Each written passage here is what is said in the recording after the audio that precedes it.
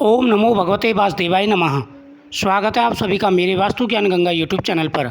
आज मैं आपको एकादशी से संबंधित जानकारी दे रहा हूँ। दोस्तों, एकादशी का शास्त्रों में विशेष वर्णन मिलता है।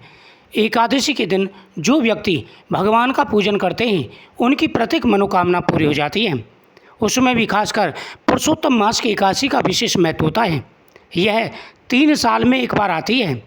ऐसी मान्यता है कि जो व्यक्ति पुरुषोत्तम मास की एकादशी, जिसे कमला एकादशी और पद्मिनी एकादशी के नाम से जाना जाता है, उसका व्रत करने से व्यक्ति को तन मन और धन को के सभी कष्ट दूर होते हैं। कहा जाता है कि एकादशी का व्रत करने से व्यक्ति को भगवान विष्णु का आशीर्वाद प्राप्त होता है, साथ ही पितरों को मोक्ष मिलता है। साथ ही व्रत को करने से जीवन में सुख और समृद्धि आती है। लेकिन एकादशी के दिन 11 बातों का खास ख्याल रखना चाहिए। एकादशी के दिन किन कामों को करने से बचना चाहिए? अगर कोई व्यक्ति इन कामों को करता है तो व्यक्ति को भगवान विष्णु और माता लक्ष्मी का आशीर्वाद प्राप्त नहीं होता। दोस्तों, नंबर 1, यदि आप कमला एकादशी का व्रत रखते हैं तो आपको इस व्रत का खास ख्याल रखना चाहिए। एकादशी के दिन चाहिए कि आप रात के समय बिस्तर पर ना सोएं। इस दिन ज़मीन पर ही सोना चाहिए। साथ ही इस दिन किसी की भी बुराई ना करें। दोस्तों, नंबर 2, जो व्यक्ति कमला एकादशी का व्रत रखता है उसे क्रोध और तनाव से बचना चाहिए। क्रोध और तनाव के कारण आप ठीक तरह से पूजा पाठ नहीं कर सकते। पूजा में आपका मन नहीं लग सकता है, और जब मन से पूजा नहीं करेंगे तो आपको कई प्रकार की परेशानियों का सामना करना पड़ेगा। साथ ही पूजा का फल प्राप्त नहीं होगा। एकादशी के दिन 5 काम ऐसे हैं जो अवश्य करने चाहिए। सबसे पहला है गौमाता की पूजा। जो व्यक्ति एकादशी का व्रत करते हैं और एकादशी के दिन गौमाता का पूजन करते हैं, उनके घर में साक्षात माता लक्ष्मी का वास होता है। कहते हैं कि एकादशी के दिन अगर गौमाता की पूजा कर ली जाए तो सभी देवताओं की पूजा का फल प्राप्त हो जाता है। दोस्तों, नंबर 2, एकादशी के दिन पीपल वृक्ष की पूजा। एकादशी के दिन पीपल वृक्ष के नीचे दीपक जला करके 1 लोटे में जल लेकर के ओम पितृ देवताभ्यो तर्पयन्ताम, पितरों के नाम से पीपल वृक्ष पर जल चढ़ाना चाहिए। पीपल वृक्ष के नीचे दीपक जला करके एक कच्चे सूत का धागा पीपल वृक्ष पर लपेट देना चाहिए। एकादशी के दिन अगर आप इस प्रकार से करते हैं तो पितृदोष दूर हो जाता है, भरपूर धन आता है, प्रत्येक मनोरथ पूरे हो जाते हैं, व्यक्ति धन दान से संपूर्ण हो जाता है। दोस्तों, नंबर 3, एकादशी के दिन भगवान कृष्ण के सामने 5 मयूर पंख रखने चाहिए। मोर पंख भगवान कृष्ण को बेहद ही प्रिय है। तुलसी पत्र के साथ साथ में मोर पंख भगवान के सामने रखते हैं तो भगवान प्रसन्न हो जाते हैं।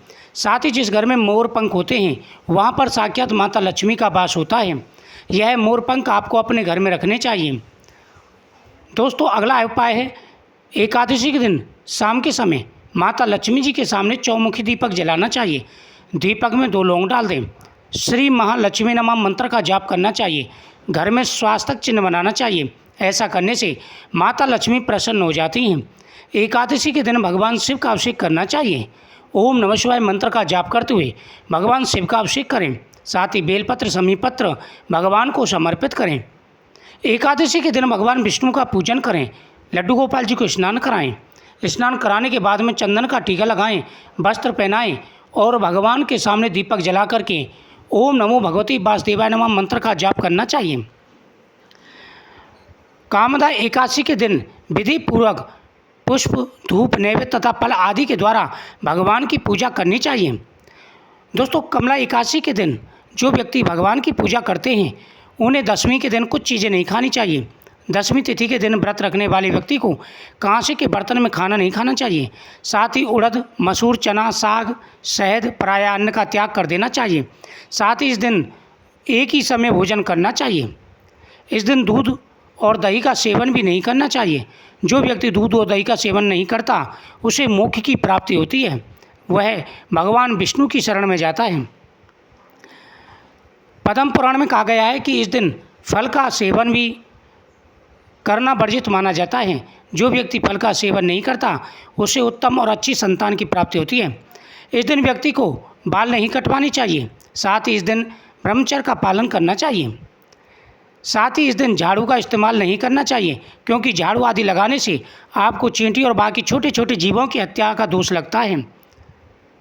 एकादशी के दिन व्यक्ति को पान आदि का सेवन नहीं करना चाहिए, क्योंकि जो व्यक्ति पान का सेवन करता है उसके मन में रजोगुण की प्रगति बढ़ जाती है। एकादशी के दिन भूलकर भी तुलसी में जल और स्पर्श नहीं करना चाहिए, ना ही तुलसी माता का स्पर्श करें, ना ही तुलसी दल तोड़ें। मान्यताओं के अनुसार इस दिन तुलसी माता की पूजा आप कर सकते हैं, दीपक जला सकते हैं, लेकिन तुलसी माता को स्पर्श नहीं करना चाहिए। एकादशी के दिन जो व्यक्ति पीपल वृक्ष के नीचे दीपक जला करके परिक्रमा करते हैं उनके ऊपर से पितृदोष दूर हो जाता है। एकादशी के दिन आप पितरों का ध्यान करते हुए पीपल वृक्ष की परिक्रमा करेंगे तो पितृदोष आपके ऊपर कभी नहीं लगेगा। दोस्तों, एकादशी के दिन भगवान शिव की पूजा करें। पूजा करते समय 5 पीले पुष्प, 5 सफ़ेद पुष्प, 1 बेलपत्र पर चंदन लगा करके भगवान शिव को समर्पित करना चाहिए।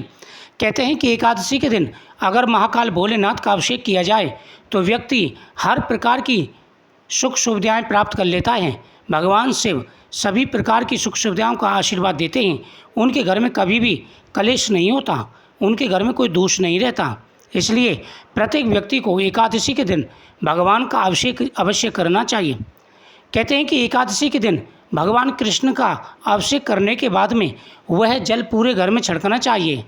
अकाल मृत्युहरम सर्वव्याधि विनाशनम विष्णु पातुकदम पित्वा पुनः जन्मना विदिति। जो व्यक्ति एकादशी के दिन भगवान विष्णु के स्नान का जल यानी चरणामृत लेता है वह जन्म मरण के बंधन से मुक्त हो जाता है। एकादशी के दिन भगवान को तुलसी पत्र अर्पण करना चाहिए। अगर किसी व्यक्ति के शरीर में कोई रोग है तो उनको तुलसी पत्र जरूर सेवन करना चाहिए। एकादशी के दिन घर पर आए हुए किसी का भी अपमान नहीं करना चाहिए। एकादशी के दिन भगवान के मंत्रों का जाप करते हुए हवन भी करना चाहिए। एकादशी के दिन घर के मेन दरवाजे पर दीपक जलाना चाहिए। तुलसी माता के सामने दीपक जलाना चाहिए। भगवान कृष्ण के सामने दीपक जलाएं। पीपल वृक्ष के नीचे, पितरों के सामने और भगवान शिव के सामने इन जगहों पर दीपदान करने का शास्त्रों में महत्व बताया गया है। एकादशी के दिन अगर आप इन नियमों का पालन करते हैं तो आपको कभी कोई कष्ट नहीं होगा। दोस्तों, एकादशी के दिन आप तुलसी माता की जड़ में 2 लौंग, 1 रुपये का सिक्का, 1 पीली कौड़ी, हल्दी और गोमती चक्र यह चीज़ें डाल देनी चाहिए। तुलसी माता से धन प्राप्ति के लिए प्रार्थना करें। साथ ही शिवलिंग का जब अभिषेक कर रहे हो तो 1 पीली कौड़ी, रुद्राक्ष और गोमती चक्र शिवलिंग पर चढ़ा देना चाहिए। शिवलिंग की पूजा के बाद में यह सामान उठा लाएं और तुलसी की जड़ में रखा हुआ सामान भी आपको उठा लेना है। ये सभी सामान आपको पीले कपड़े में बांध के अपने घर की तिजोरी में या व्यापार स्थल पर रख देना है। माता लक्ष्मी की सदा ही आपके ऊपर कृपा बनी रहेगी, कभी किसी प्रकार का कोई कष्ट नहीं आएगा। एकादशी के दिन अगर आप ये उपाय करते हैं तो देखना कितना जल्दी आपका भाग्योदय होगा और भगवान कृपा से आपकी हर मनोकामना पूरी होगी। दोस्तों, मुझे उम्मीद है आपको यह जानकारी बहुत ही अच्छी लगी होगी। वीडियो को शेयर करें, चैनल को सब्सक्राइब करें, कमेंट में ओम नमो भगवते वासुदेवाय नमः